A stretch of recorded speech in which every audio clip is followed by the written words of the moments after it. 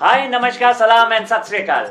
इससे पहले कि मैं आज के विचार की शुरुआत करूं, आपको ये बता दूं कि आप देख रहे हैं मुझे यानी रोहित कुमार चौहान फ्रॉम पथ प्रदर्शक पाथ डेमोन्स्ट्रेटर को। और एक बार फिर मैं हाजिर हूं एक नए विचार, थॉट, कहानी या अनुभव के साथ। मेरे फेसबुक पेज का हिस्सा बनने के लिए गूगल सर्च करें रोहित @पथ प्रदर्शक और पेज को लाइक और फॉलो करें। और यूट्यूब चैनल को फ्री में सब्सक्राइब करने के लिए सब्सक्राइब टैब पे क्लिक करें और नोटिफिकेशंस के लिए बेल आइकन को क्लिक करना ना भूलें। मैं जितने भी विचार आपके सामने रखता हूँ वो कोई काल्पनिक कहानियों से प्रेरित नहीं होते, बल्कि रोजमर्रा की जिंदगी में सामने आने वाली कुछ ऐसी साधारण सी घटनाएं, या फिर जो लोग मुझसे मिलते हैं और अपनी प्रॉब्लम्स और अनुभव शेयर करते हैं, या फिर जो मैसेजेस और मेल्स मुझे रिसीव होती हैं उन पे किया गया मंथन और दिए गए विचारों पे बेस्ड होती हैं। ये सभी कहानियां और विचार जिन पे मैं हर बार आपसे कहता हूँ कि विचार पे विचार जरूर कीजिएगा, क्योंकि ये वो चीजें या बातें होती हैं जो हर एक की जिंदगी में शामिल है। फर्क सिर्फ इतना है कि किसी के में कम और किसी के में ज्यादा, और उसी तरह कोई उनसे कम प्रभावित और किसी के लिए वो परेशानी और मानसिक परेशानियों का सबब बन जाती है। और सिर्फ विचार मात्र से हम उनसे बच सकते हैं।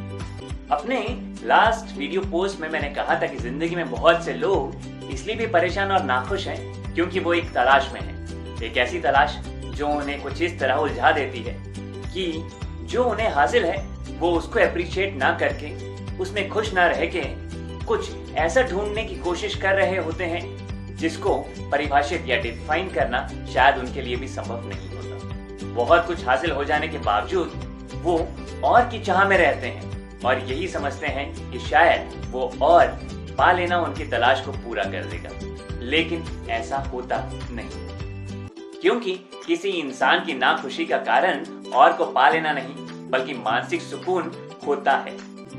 अगर आपने मेंटल पीस को नहीं पाया तो दुनिया की कोई भी चीज आपको सेटिस्फाई नहीं कर सकती और आप वास्तविक खुशी यानी हैप्पीनेस को नहीं पा सकते।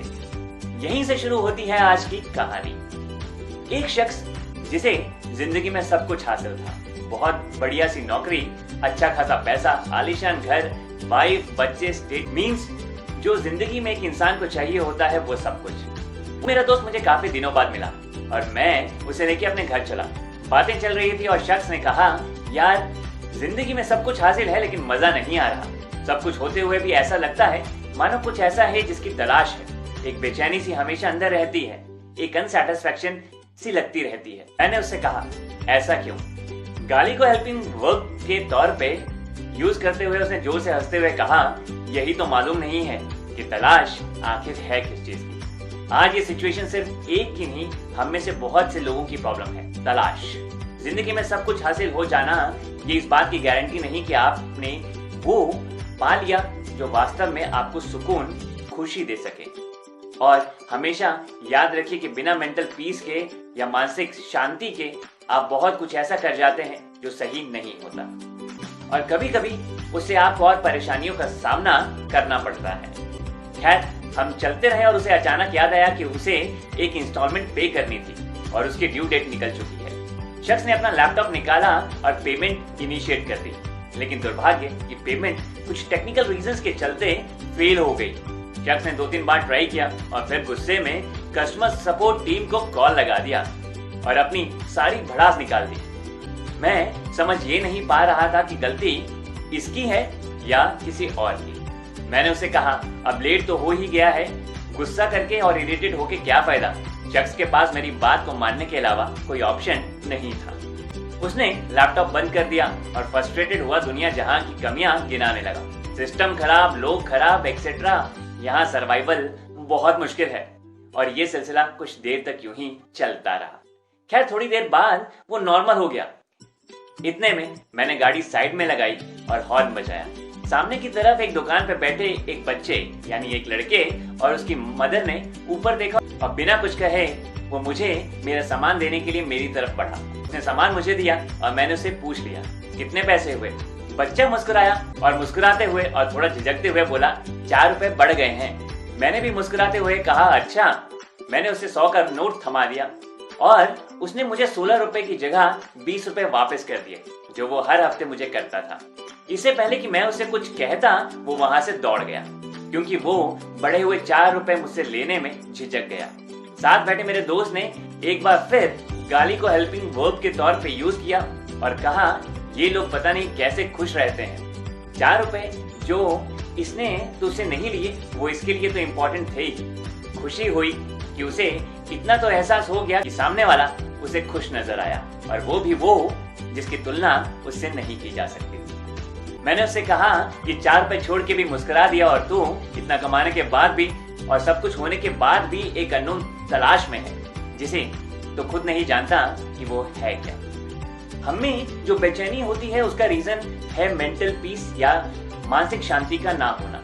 आप जितना मर्जी कमा लीजिए, चाहे कोई भी लक्ष्य हासिल कर लीजिए, जितना बड़ा घर या फैमिली के साथ इंटरनेशनल टूर तक कर लीजिए, इन सब से आपका वक्त तो कट जाएगा, आप एंजॉय तो कर लेंगे, बाहरी खुशी तो शायद आप पा भी लें, लेकिन इन सब से ऊपर जो होता है, जिसे कोई भी इंसान वास्तविक खुशी सुकून को हासिल कर पाता है, वो होती है शांति यानी मेंटल पीस।